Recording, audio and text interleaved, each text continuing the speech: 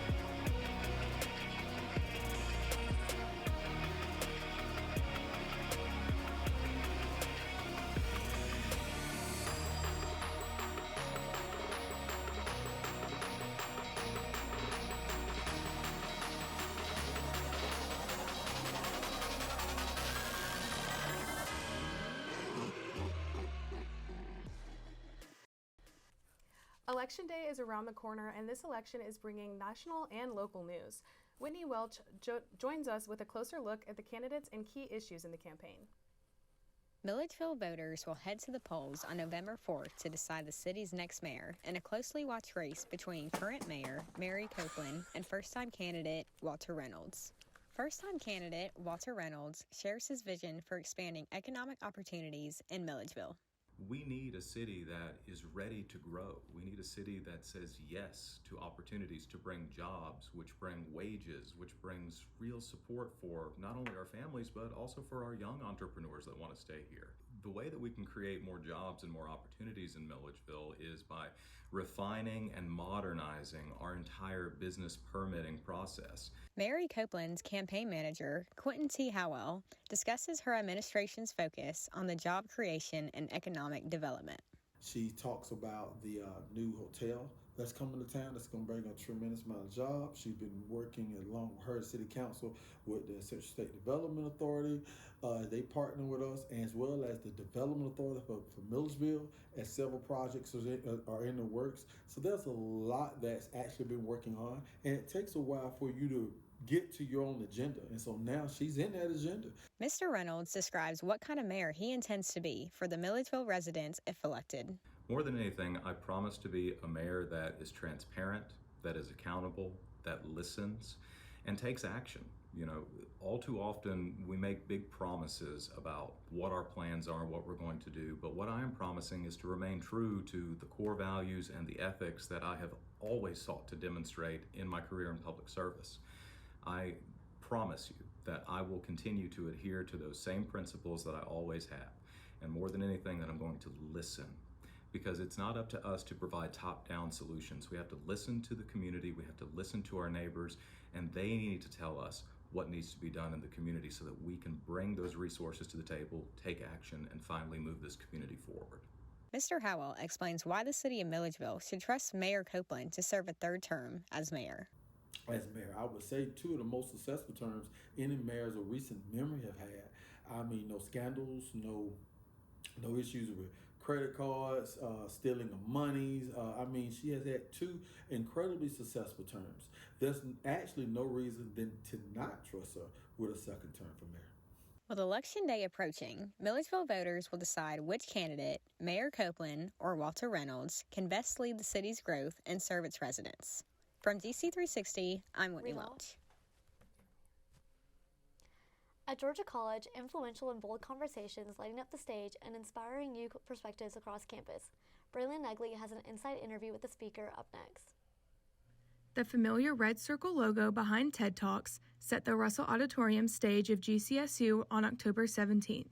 3 Georgia College students spoke at the event, one of them being mass communication student Paige Blakemore. And last year, my first big project was helping out with our TEDx event. And so I was the designated production genius. And what I did was I sat in the front row with all the scripts in hand and was there to call out a line if a speaker needed something. I was also in charge of all the slides. So I was literally front row at the event, taking it all in. And I thought, man, this would be something really cool to do, but I don't know if I could do it. I don't know if I could take it on. But I submitted my application earlier this year after being on the behind the scenes of the process and thought, maybe I can bring something to the stage, and here we are. Blakemore's main focus during her talk was rural communities. She spoke about how she believes that these small towns are overlooked in mainstream media, and how to fix that issue is by supporting local journalism. And essentially what I talked about was my upbringing in Northwest Georgia, kind of in the Appalachian area, a more rural area, being a first-generation college student, and how that translated into my love for storytelling, my love for journalism, and as I've delved deeper into my studies, how my upbringing has informed my view on that. So it went into the erosion of local journalism and the cycle of that and how we can break that cycle. Paige delivered a very compelling message to faculty and students of Georgia College. Paige hopes that she was able to show other students the opportunities this brings. I hope Georgia College students understand how easy it is to get involved here on campus and get plugged in from the get-go. This is an opportunity I thought I would never be able to do, at least until I was 20, 30 years into a career or something, because I grew up watching TED Talks. But the fact that Georgia College has these opportunities readily available for students, I think speaks volumes to what we have to offer here. Paige's journey highlights the student-run nature of the event. But for every speaker on stage, there's a dedicated team working behind the curtains. Amelia McEwen was one of the students who made the show run. So I was the talent conductor, and they paired me with each of the speakers. So I worked one-on-one with them, and it just pertained to keeping them in contact with everyone, making sure everyone came to all the meetings, and making sure that the speakers had their scripts in. So I was the talent conductor for that, and then I was the head of volunteers. So I crafted a volunteer group just to get some more hands on deck. Events like this give students the opportunity to share what they're passionate about on a unique platform. Students like Paige Blakemore and Amelia McEwen are a powerful reminder of that. Reporting for GC360, I'm Braylon Negley. Deep Roots is all about highlighting our community. From businesses getting to show off to live music from local bands, it is a passionate event for students and families. Assistant Technical Director Hannah Deal and lead anchor Simran Puri were on the scene. Hey guys, I'm Simran Puri, I'm the lead anchor for GC360. Today we're out for Deep Roots to see what the Milledgeville community is up to. Let's check it out.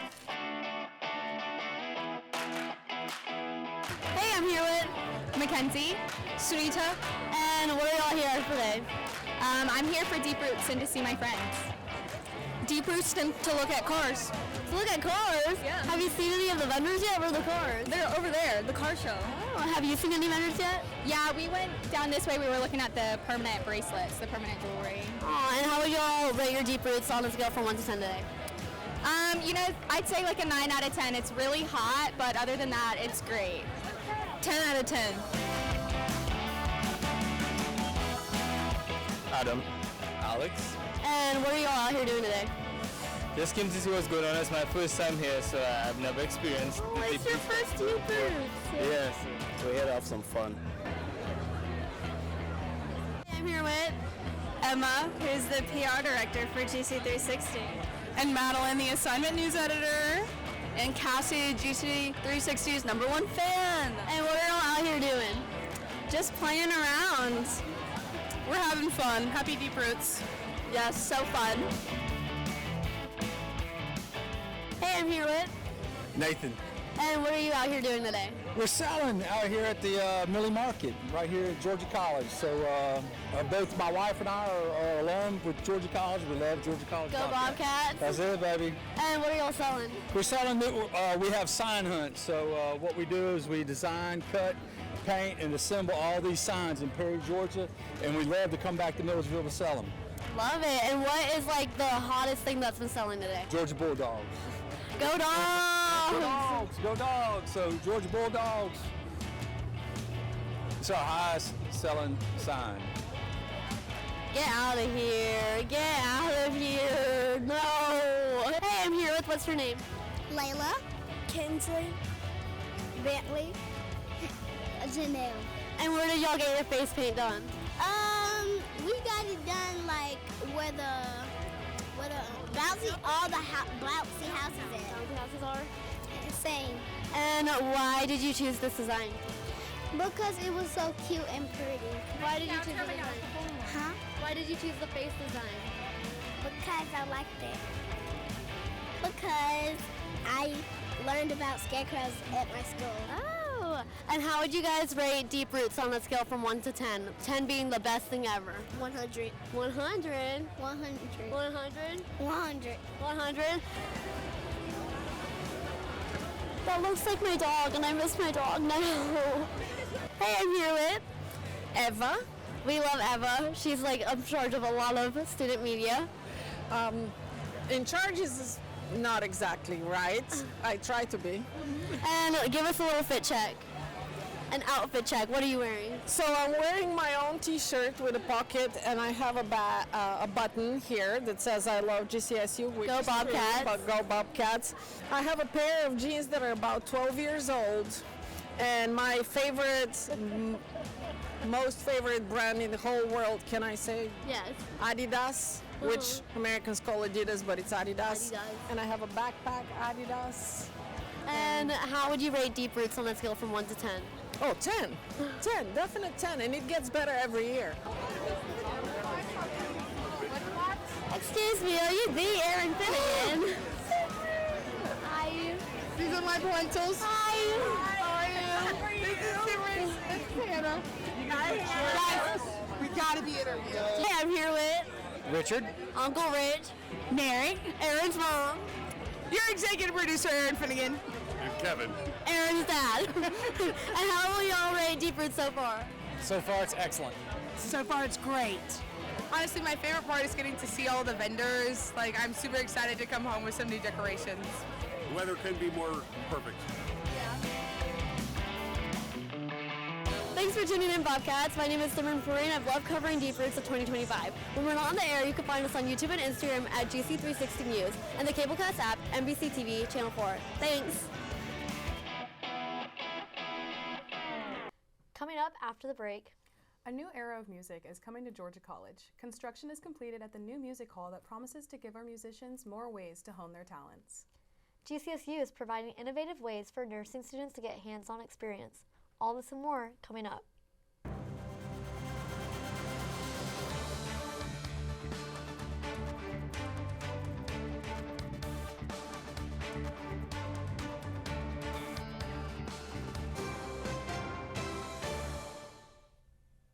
Hi Bobcats! Looking for your next adventure? Consider Georgia Writers Museum as your must-visit destination this fall. Located 21 miles from campus in historic downtown Eatonton, Georgia Writers Museum is a place dedicated to inspiring today's writers and readers. Walk through exhibits on Georgia's authors, browse our bookstore selection of gifts and merchandise, or relax with a sweet treat at Sylvia's Coffee. Want a more hands-on experience? Join us this fall for events such as Haunting Eatonton, Crime and Wine, and more. Whether it's for education or leisure, Georgia Writers Museum is the place for you.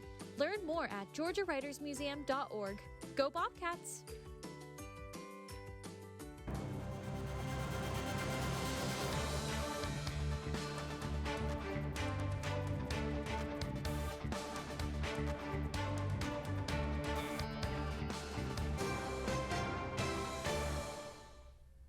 Georgia College and State University is hitting a new note with the recent completion of a brand new music hall. Dinah Welch takes us inside the project that's setting the stage for the future of music at GCSU. This month, Georgia College opened the doors to a brand new music rehearsal hall, a $4.5 million investment for students and faculty in the music department to develop and perform their artistic works. I talked with the head of the music department, Don Parker, about where the funding for the new music hall came from and what made this project possible. Well, I think it was acquired over a couple of years. I think the university knew that we were planning this, so they were setting aside some, what I would call leftover funding, or what we call lapse funding or something, to help us with this. So it had been done strategically by our Office of Financing to Finance Administration to kind of come up with the funds. I talked with music major Isaiah Mercer about what sets the new music building apart from the other music buildings on campus. Porter, I will say it's a good music hall, but it is also like kind of like old, like honestly like a lot of the buildings on campus are. So when comparing this space to that one, there's some obvious like improvements with this one because it's just newer, and we have the practice rooms are a lot bigger. Like the practice rooms in Porter are probably about half this size, maybe. Don Parker explains how students and faculty are benefiting from the new music hall. Well, first of all, it's a better space. This space is more sound oriented in terms of isolating, and so that the students can actually hear themselves. And if the students can hear themselves, then when they're in ensembles, which we have all our ensembles are rehearsing down at the building, it allows us to be able to refine the music a little bit more, to be able to take care of those details and pieces that normally wouldn't exist. With better sound isolation and acoustics, the new hall allows students to hear themselves more clearly and focus on perfecting their performance. Really enjoy practicing in here, because I feel like I can really hear myself playing. Like I can really hear every detail of me playing my violin, and it's especially good to even go into rehearsal halls and like practice like the orchestra rep and things like that, to like really hear like, you know, certain things that you can't even really hear when all of us are together. The new music hall marks a major step for Georgia College's music program, providing a space that will strengthen the program for years to come. Reporting for GC360, I'm Dinah Welch. It feels like temperatures are finally dropping just in time for Halloween. Anchor Jalen Mahayek has more on next week's weather. Good afternoon, Bobcats. As October comes to a close, the temperatures are cooling down, the air is crisp, and November is sure to officially bring fall to campus. Tomorrow, we'll kick off the weekend with a high of 65 and a low of 39. It's a perfect fall day to show off your costumes, enjoy some Halloween fun, or end the night with the GCSU Jazz Band concert in the Russell Auditorium at 7:30. Saturday brings mostly sunny skies with a high of 68 and a low of 42. It's comfortable fall weather that's perfect for spending time outdoors before the temperatures drop again at night. Sunday stays mostly sunny with a high of 70 and a low of 43. Take advantage of the crisp air to relax, catch up on work, or simply enjoy campus before the new week starts. Monday kicks off our first week of November with clear skies, a high of 73 and a low of 44. It'll be the warmest day of the week, so it's a good opportunity to enjoy front campus or grab a friend and have lunch at Goines. Tuesday brings sunshine and cooler temperatures with a high of 67 and a low of 41. Wednesday stays sunny with a high of 66 and a low of 43. Along with enjoying the weather, I'll be in the Donahue Lounge for the Build Your Own Bobcat event. Thursday wraps up the forecast with sunshine, a high of 70 and a low of 47. The cool fall weather will surely make the day comfortable for everyone. That's your weather report, Bobcats. Also remember to have a safe and fun Halloween. Back to you, anchors. GCSU is providing an exciting new resource for their nursing program. The Simulation and Translational Research Center provides real-world scenarios to students. Reporter Elijah Bradley has a story. Georgia College is known for its well-renowned nursing program, but now the Institute has decided that it's time for a new opportunity in clinicals. And this new installation might just be the most unique one yet. There's only 2 in Georgia. So like when I went through school at a different school, we didn't have anything like this. The brand new Simulation Center could be one of the most special installations in Georgia College's history. But yes, a mix of standardized patients, high fidelity, with the robot mannequins. I'm sure there's a better word for it, but and then we have those moolah stations. He then further elaborated on what the Sim Center does. We simulate scenarios that students may encounter when they're either a clinical or when they go into their professional roles after graduation. The goal of this building seems to be simple: real-world experience before students even begin their profession. So that's what they can expect, is really a real-life reflection, a very accurate reflection of what you're going to experience in some way, shape, or form when you go out to your professional role. But Dr. Claxton does not seem to be worried about simulation leading to indolent practices. And even though people may know it's a simulation, it's a different ballgame when you actually see a human being in front of you. Maybe they give a little pushback. Maybe they're actually playing into character. And it really tests, what your game plan is and how confident you are in your abilities and that kind of thing. So it's been very, very beneficial for us. But as always, one big question stands out. How can students truly grow off of a simulation? And when they are doing their scenario, we can do live annotations watching it from the monitoring room at certain points of their performance. So if a student says something that maybe is not that therapeutic, I can go in right then on that timestamp as I'm watching live and type. So that way when they go back and review, they can see exactly where the comment was and it lines up with what they were doing. Georgia College believes that the Sim Center can allow for experience, learning, failure, and further development of what it means to be a nurse. I'm Elijah Bradley with GC360, and that's my charting on the Sim Center. Coming up after the break, GCSU's Fright Society invited students to learn more about our local history. All this and more after the break.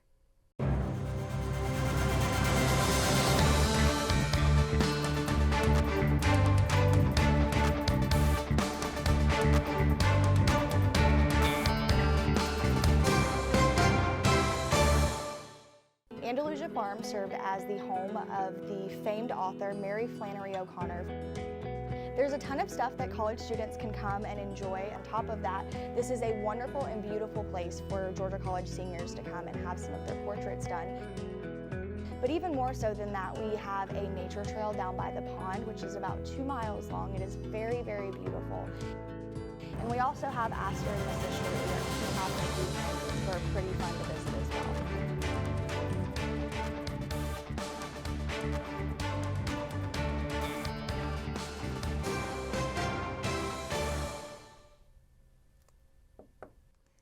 trick or treat.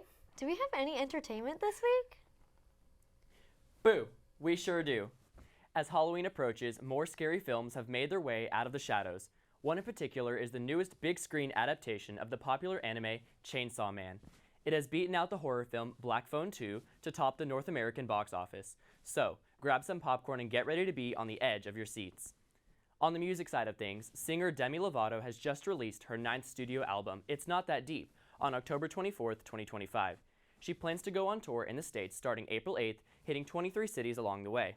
This energetic dance pop record celebrates the duality of life through happiness and chaos.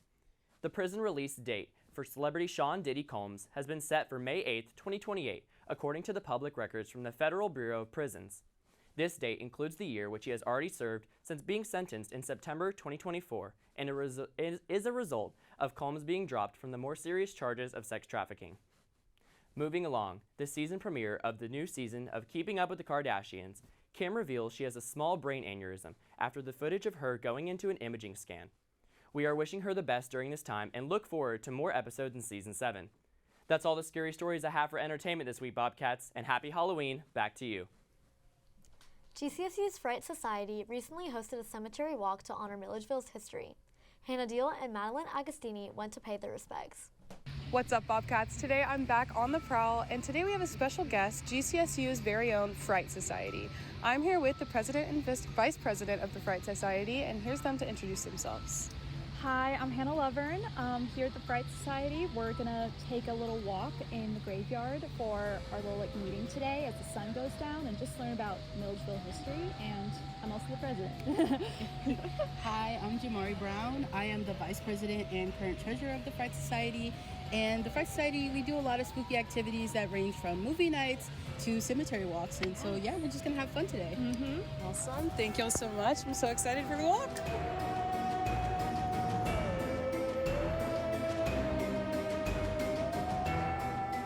What's up, Bobcats? Today I'm here at the Memorial Hill Cemetery with the GCSU Fright Society, and I'm joined by the founder of the Fright Society, Mr. Tanner Harris. Tanner, could you tell me what made you start the Fright Society? Yeah, so it kind of just started with my own personal interest for the horror genre. As a film major, I kind of just studied film, and I really saw how big of an impact horror had on that genre of art. But I didn't really have anybody to, talk to about horror at all, so I decided to make my own group.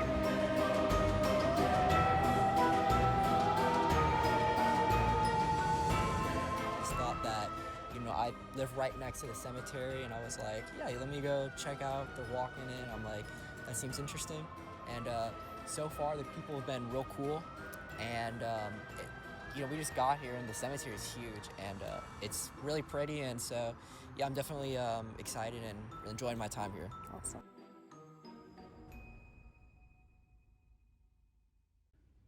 Make sure you follow the club on Instagram at GCSU Fright Society for any upcoming events. Reporting for GC360, I'm Madelyn Agostini. International Overfest returned to campus once again this year to celebrate the many cultures that call this beautiful campus home. The festivities took place from 5 to 7 p.m. Wednesday, October 22nd, with students gathering to share facts about their cultures. Table displays made by students highlighted their respective cultures' traditional music, foods, and dances. Beanbag toss boards inspired by competition among strangers and friends, while others browsed the racks of free clothing made available by the Office of Sustainability.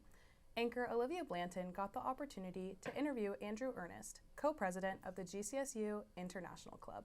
Well, each year we want to celebrate the diversity that's here at Georgia College. At the end of the day, a lot of folks don't know about how many international students are here, how many cultures are present in Milledgeville.